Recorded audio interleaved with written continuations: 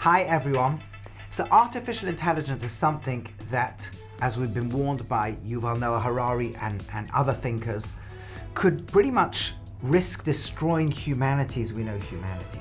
Something that's starting to worry more and more of us. And I want to actually focus on a different idea, that perhaps ending humanity as we know humanity could be the greatest blessing of all. And perhaps even cohere with something, ancient prophecy talks about and ancients have dreamed of, something truly marvelous and wonderful. But first, let's take a look at Yuval Noah Harari. As you know, if you've watched other videos of mine, I'm a huge fan of his. I think he was one of the first to sound sort of the alarm bells around the potential risks and dangers of technology. And it's to him that we'll turn for our launch pad for today's discussion. There are three big challenges facing humankind in the 21st century.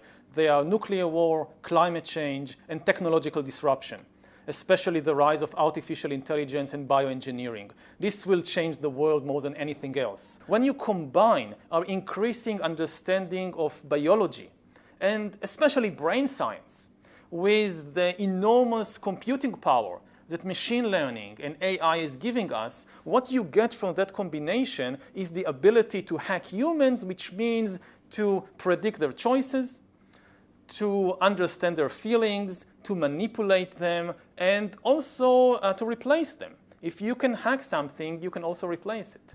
So this is really the challenge, and Harari articulates it so well, but many others articulate the same fear.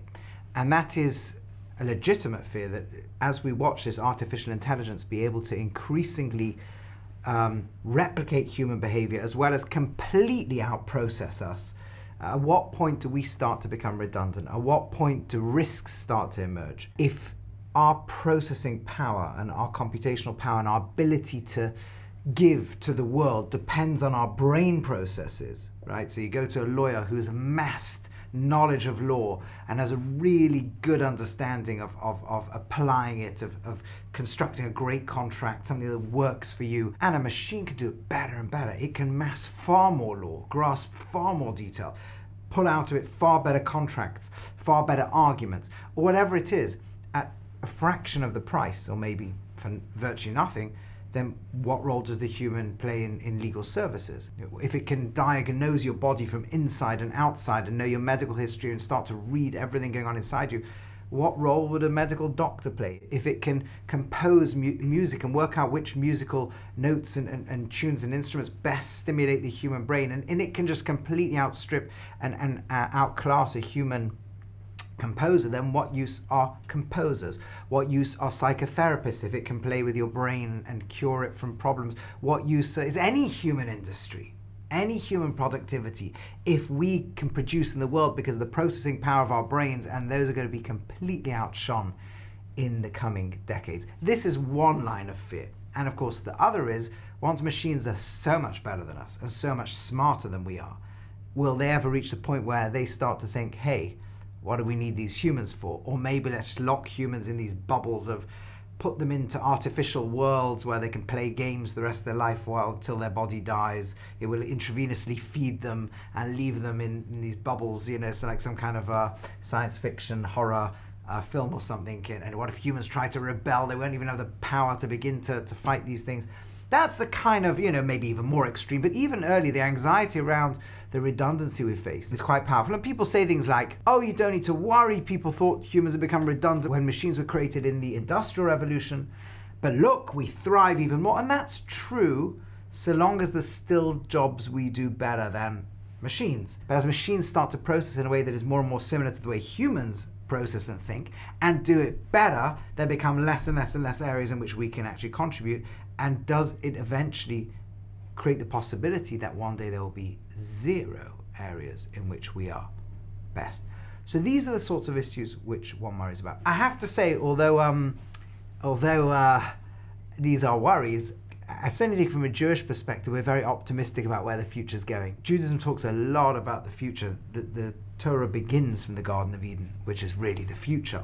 Man leaves that realm, enters into ours, but ultimately where we're heading back to is this high level of integrated consciousness called the Garden of Eden. And the prophets speak about the future. And there's a lot of talk about the Messianic era and the future, and I think there's a vision there that might provide a powerful direction of an alternative pathway in which history might go. But before we get to the Jewish account, let me just focus a moment on another journey that technology might take us on. See, everything that Yuval Harari says and others warn about are definite real threats, and we can't go in eyes closed to them. But at the same time, it's highly unlikely that humans are going to want to allow machines to completely overtake us. And there'll only be one alternative. It's not going to be stopping the progress of technology. That's never worked. And so long as any country can gain by a technological benefit, there's no way that we'll be able to press the freeze and pause button on it. But there's such a thing as being taken along the journey together. And this might sound even scarier, but there seems to me at least, and I think Elon Musk put it very powerfully, that there's little doubt that we're going to take a journey of integrating with these machines. I'll give you an example. We already now would use a machine to help train the brain, let's say in maths or in accountancy or any area like that. What happens if in the not too distant future you're able to do something that improves the brain's memory, take a drug that improves the brain's memory? Of course we'd do it. So what happens if you could plug into something or put a little chip in that would improve the memory? Oh, that sounds very scary. But of course we'd do it, right? If it was available that you could put something inside your brain that you would be able to memorize the entire, whatever it is you want to know, of course you'd put it in your brain. Or you'd improve your processing power so far, so vast that you could calculate like a calculator. Who wouldn't want to do that? At which point are we going to say, no, we don't want to be augmented with machines? And therefore the most likely trajectory of the human journey actually is that man and machine start to move together. You're like, oh my goodness, this is so scary. Well, it's scary because we're all scared of different things, but actually we've been trying to augment ourselves for as long as humans have been around. We've been using weaponry, right now you use glasses and hearing aids and all sorts of things to augment ourselves. We do it all the time, right? We're using technology to augment our knowledge, our processing power, our communication ability. We're using technology right now, me to record, you to watch and listen. So we'll just use technology to build ourselves to be bigger and bigger. And yes, there is something, oh my goodness, what are we going to be?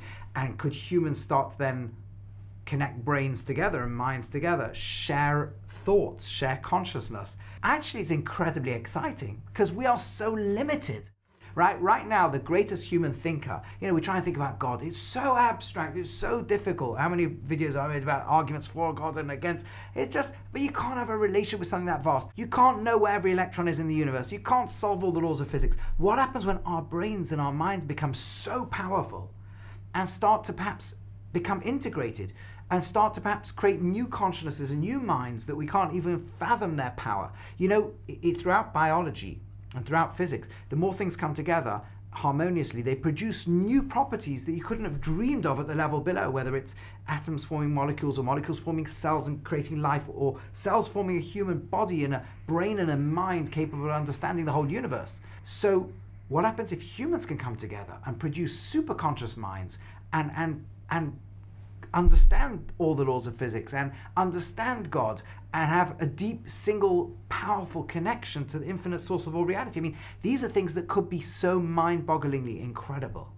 And I have a feeling that this actually is something the Torah is talking about when we start the Garden of Eden with Adam as one. And in perhaps the more Kabbalistic understanding, through the sin, Adam stops being one. Adam is humanity. The soul of humanity is one. And instead we're left with shattered fragments. And throughout history, little fragments of the oneness of humanity enter, you and I being one each. And we try to rebuild the world and we're pulled away from one another.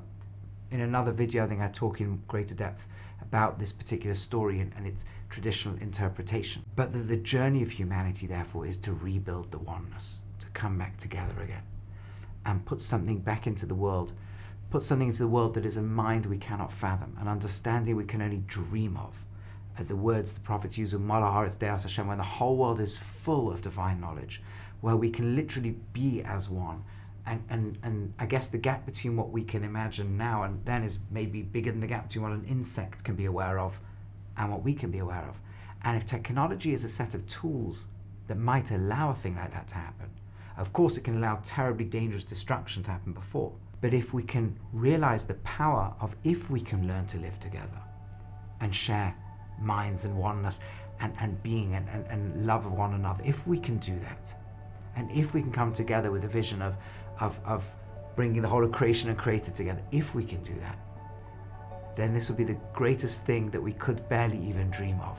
So could technology bring catastrophic things? Yes. Should we worry about it? Of course we should.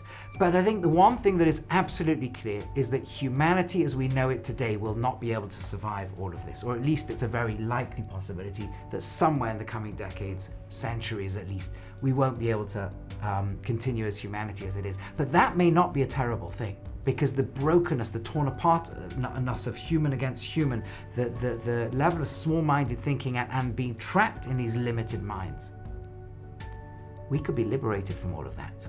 And if we are, and if technology offers that, and if we can elevate humanity rapidly enough to cope with that and to use it for the good, then we could be living a vision that we can barely even dream of. You know, Maimonides says that even the prophets didn't really understand what they were seeing. And I guess we could say, you know, if this is all true, we won't really know what it's like till we're actually there. But if this really means that dreams of that perfect world actually can become real, then this dangerous thing is not a curse. It could be the greatest blessing ever, and it could be something to be very excited for. Hi everyone, thanks so much for watching. If you enjoyed what you saw, please click on the like and subscribe and hit the notification button below. Thanks so much.